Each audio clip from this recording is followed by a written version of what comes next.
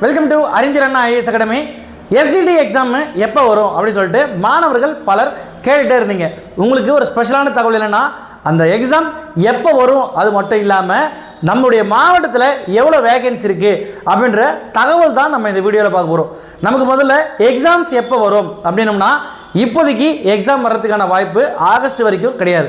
அதாவது ஆகஸ்ட் வரைக்கும் எந்த விதமான நோட்டிஃபிகேஷன்ஸும் இப்போ வரப்போகிறதில்ல. லேட் ஆகிக்கிட்டே போறீங்கல்ல, என்ன இங்க நின்னுட்டு இருக்கீங்க? போங்கடா போங்கடா, போய் வேலையில பாருங்கடா. டிபார்ட்மெண்ட் மேல பூரா கோவமா இருக்கேன் நானு. போ போ.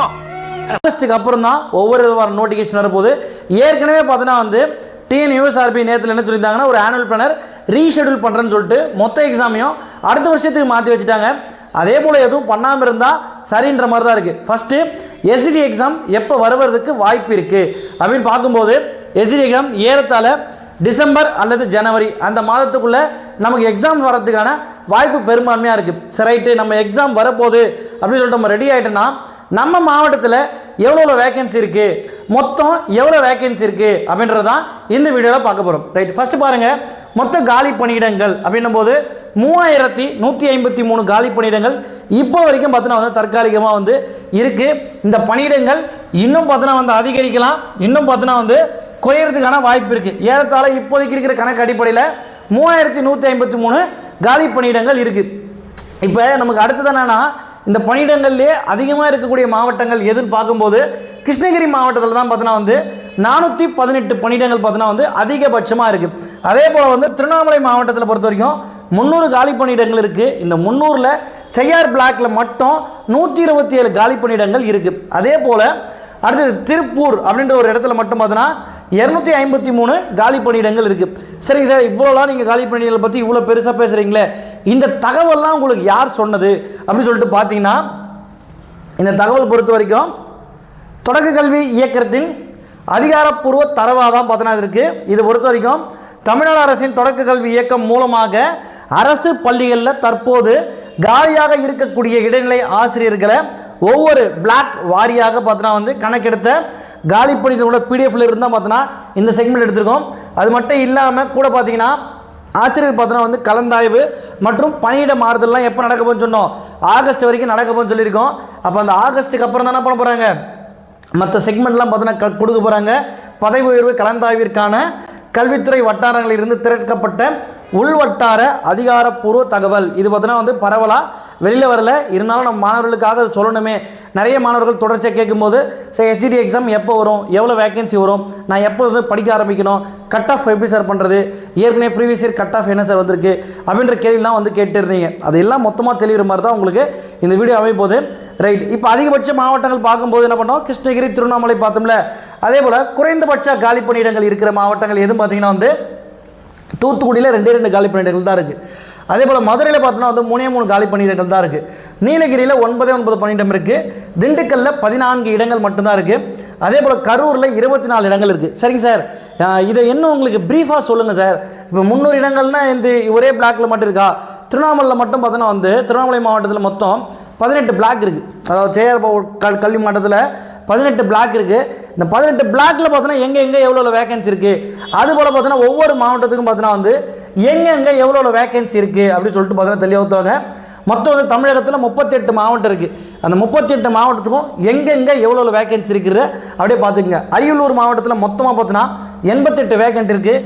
என்னென்ன பிளாக் அப்படின்றத பார்த்துக்குங்க. அதே போல் செங்கல்பட்டு அப்படின்னு நம்ம எடுக்கும்போது செங்கல்பட்டில் நமக்கு 120 மாவட்டங்கள் இருக்குது. அதோட பிளாக்ல எந்தெந்த பிளாக்ல அச்சரப்பாக்கத்தில் பொறுத்த வரைக்கும் 26 இருக்குது. லத்தூரில் பார்த்தோன்னா 27 இருக்குது. அதே போல் ஒவ்வொரு பிளாக்ல என்னென்ன வேக்கண்ட் இருக்குன்றதும் தனித்தனியாக இண்டிவிஜுவலாக கொடுத்துருக்கோம். அதே போல் கோயம்புத்தூர் அப்படின்ற இடத்துல பார்க்கும்போது 4 வேக்கண்ட் மட்டும் தான் கோயம்புத்தூர் மாவட்டத்தில் இருக்குது. அதே போல் பொள்ளாச்சி அப்படின்னு பார்க்கும்போது மொத்தம் 49 வேக்கன்சி பார்த்தீங்கன்னா இருக்குது.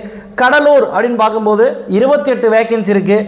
விருதாச்சலம் அப்படின்றதுலாம் பார்த்தீங்கன்னா டிஸ்ட்ரிக்ட், அதாவது வட்டார கல்வி அலுவலகம், இந்த மாவட்ட கல்வி அலுவலகம் சொல்லும் பார்த்தீங்களா, அதை தான் மென்ஷன் பண்ணியிருப்போம். இங்கே பார்த்தீங்கன்னா ஒரு 40, விருதாச்சலத்தில் 40 இருக்குது. அதே போல் தருமபுரியில் எவ்வளோ இருக்குது, 51 வேக்கன்சி இருக்குது. அதே போல் தருமபுரி வட்டார கல்வி அலுவலகத்தில் பார்த்தீங்கன்னா மொத்தம் தருமபுரியிலேயே சேர்த்து மொத்தம் 201 வேக்கன்ட் இருக்குது. திண்டுக்கல்லை பொறுத்த வரைக்கும் திண்டுக்கல் ஒரே ஒரு வேக்கன்ட் தான். அதே பார்த்தோன்னா திண்டுக்கல்ல மொத்தமாக பார்த்தோன்னா 14 வேகன்சி பார்த்தீங்கன்னா ஓவராலாக இந்த மாவட்டத்தில் வந்து இருக்கும். அதே போல் வந்து ஈரோடு எடுத்துக்கிட்டிங்கன்னா நீங்கள் எவ்வளோ வேக்கண்ட் இருக்குது? 71 வேக்கண்ட் பார்த்தீங்கன்னா வந்து ஈரோட்டில் பார்த்தீங்கன்னா இருக்குது. கள்ளக்குறிச்சி நீங்கள் எடுக்கும்போது கள்ளக்குறிச்சியில் 108 வேகன்சி இருக்குது. அதே போல் காஞ்சிபுரம் டிஸ்ட்ரிக்ட் நம்ம எடுக்கும்போது காஞ்சிபுரத்தில் 51 வேகன்சி வந்து இருக்குது. அதே போல் கரூர் மாவட்டத்தில் எடுக்கும்போது கரூர் மாவட்டத்தில் 24 வேகன்சி வந்து இருக்குது. அதே போல் கிருஷ்ணகிரியில் பார்க்கும்போது நம்மளுக்கு 298 வேகன்சி பார்த்தீங்கன்னா வந்து கிருஷ்ணகிரியில் இருக்குது. அது வந்து பார்த்தீங்கன்னா அந்த ஒசூர் ஜோன், அதாவது இந்த கிருஷ்ணகிரி இந்த ஜோனில் மொத்தமாக வந்து கிருஷ்ணகிரி மொத்தமாக டோட்டலாக எவ்வளோ இருக்குன்னு பார்க்கும்போது 418 வேகன்சி இருக்குது. கிருஷ்ணகிரியில் தான் வந்து தமிழகத்திலேயே அதிக அளவில் பார்த்தீங்கன்னா வந்து நம்முடைய இடைநிலை ஆசிரியர் காலிப்பணியிடங்கள் இருக்குது அப்படின்னு சொல்லிட்டு பார்த்துருந்தோம். அதே போல் வந்து மதுரையில் பொறுத்த வரைக்கும் மதுரையில் 3 வேகன்சி தான் குறைந்த அளவில் இருக்கக்கூடிய மாவட்டங்களில் மதுரையும் ஒன்று இருக்கும். மயிலாடுதுறையில் பார்க்கும்போது மயிலாடுதுறையில் மொத்தம் 66 வேகன்சி வந்து இருக்குது. நாமக்கல் பார்க்கும்போது 49 வேகன்சி வந்திருக்கு. அதே போல் புதுக்கோட்டையில் பார்க்கும்போது புதுக்கோட்டை அறதாங்கி மொத்தமாக புதுக்கோட்டை பார்க்கும்போது 201 வேகன்சி இருக்குது மொத்தம் பார்த்தோன்னா வந்து. அதே போல் வந்து ராமநாதபுரம் அப்படின்னு பார்க்கும்போது ராமநாதபுரத்தை இருக்கும்போது ஃபுல்லாக எவ்வளோ இருக்குது? மொத்தம் 48 வேகன்சி வந்துருக்கு. ராணிப்பேட்டை டிஸ்ட்ரிக்டில் மொத்தம் வேலூருக்கு முன்னாடி இருந்துச்சு, ராணிப்பேட்டையில் மட்டும் இன்றைக்கி 123 வேகன்சி வந்திருக்கு. சேலத்தில் பார்த்தோன்னா வந்து 11 வேகன்சி. தாராமங்கலத்தில் பொறுத்த வரைக்கும் அதான் சேலம் தாராமங்கலம் மொத்தம் சேர்த்து பார்த்தோன்னா 145 வேகன்சி பார்த்தோன்னா வந்திருக்கு. சிவகங்கையில் பார்க்கும்போது சிவகங்கையில் 41 வேகன்சி பார்த்தோன்னா இருக்குது. தஞ்சாவூர் புதுக்கோட்டை அந்த பகுதிகளில் பார்க்கும்போது 157 வேகன்சி வந்திருக்கு. நீலகிரியில் பார்க்கும்போது 9 வேகன்சி தான் இருக்குது. தூத்துக்குடியில் பார்த்தோன்னா வந்து 2 வேகன்சி தான். குறைவான தமிழகத்திலே குறைவான இருக்கக்கூடிய பகுதியாக பார்த்தோன்னா 2 வேகன்சி தூத்துக்குடி மட்டும் தான் இருக்குது. திருச்சிராப்பள்ளியில் பார்க்கும்போது 52 வேகன்சி இருக்குது. திருப்பத்தூர் அப்படி பார்க்கும்போது 157 வேகன்சி திருப்பத்தூரில் வந்திருக்கு. திருப்பூர் எடுக்கும்போது எவ்வளோ வேகன்சி இருக்குது? 45 வேகன்சி திருப்பூரில் இருக்குது. மொத்தமாக சேர்க்கும்போது 253 வேகன்சி திருப்பூரில் இருக்குது. திருவள்ளூரில் பார்க்கும்போது 104 வேகன்சி இருக்குது. திருவள்ளூர் மொத்தம் சேர்த்து 130 வேகன்சி இருக்குது. இது வந்து பிளாக் வந்து பிரியும். ஏன்னா அந்த வட்டார கல்வி அந்த பகுதியில் இருக்கிற நபர்களுக்கு தெரியும் இவங்க எந்த வட்டார கல்வியத்தில் வராங்க, இவங்க எந்த வட்டாரத்தில் வராங்கன்னு சொல்லிட்டு தெளிவாக தெரியும். திருவண்ணாமலை பார்க்கும்போது 2வது இடமாக மொத்தம் 300 வேகன்சி பார்த்தோன்னா வந்திருக்கு. திருவண்ணாமலை மாவட்டத்திலே பார்த்தோன்னா வந்து திருவண்ணாமலையும் செய்யார் இந்த 2 பிளாக்கில் மட்டும் மொத்தமே 300 வேகன்சி இருக்குது. இதில் இந்த செய்யார் பிளாக்கில் மட்டும் பார்த்தோன்னா வந்து 127 வேகன்சி பார்த்தோன்னா இருக்குது அப்படின்னு சொல்லியிருப்போம். ஏன்னா இது நம்முடைய மாவட்டமாக இருக்கிறதுனால ஒரு சிறப்பாக இருக்குன்றோம். திருவள்ளூர் பார்க்கும்போது ஏற்கனவே பார்த்துட்டு 68 வேகன்சி. வேலூரில் 39 வேகன்சி. விழுப்புரத்தில் மொத்தமாக பார்த்தோம்னா வச்சுக்கோங்க 94 வேகன்சி பார்த்தோன்னா அதுக்கு ஏறத்தாழ மொத்தமாக சேர்த்து எவ்வளோ வேகன்ட் இருக்குது அப்படின்னம்னா 3153 வேகன்சி இப்போதைக்கு பார்த்தோன்னா இருக்கிற மாதிரி பார்த்தோன்னா ஒரு ஷெடியூல் பார்த்தோன்னா வந்திருக்கு. இதெல்லாம் பார்த்தோன்னா பரவலாக போயிருக்கு. இதை தாண்டி வந்து ஆசிரியர்கள் இன்றைய நிலை எவ்வளோ வேகன்சி எத்தனை பணிகள் பார்த்தோன்னா செயல்பாட்டில் இருக்குது இப்போ இருக்கிற சூழ்நிலை அறிந்து மொத்தமாக என்ன பண்ண போகிறாங்கன்னா புதிய ஆசிரியர்களுக்கு பார்த்தோன்னா நியமிக்கிறதுக்கான ஒரு அதாவது ஒரு ஷெடியூல் ரிவைஸ் பண்ணி என்ன பண்ணுறாங்க நமக்கு கொடுக்க போகிறாங்க. அப்போ எவ்வளோ வேகன்சி முதல் கொண்டு நமக்கு இப்போ காலியாக இருக்குன்றது தெரிய வந்துருச்சு. எக்ஸாம் நமக்கு எப்போ நடக்க போகுது அப்படின்னும் போது உங்களுக்கு தெளிவாக சொல்லிட்டேன். டிசம்பர்லேருந்து பிப்ரவரிக்குள்ளே உங்களுக்கு எக்ஸாம் நடக்கும் அப்படின்னு சொல்லியிருக்கோம். ஏறத்தாழ பார்த்தோன்னா இன்னொன்று 4-5 மாதங்கள் இருக்குது. அதை நல்லா புரிஞ்சுக்க. ஆகஸ்ட் வரைக்கும் எந்த ஒரு செயல்பாடும் இருக்காது.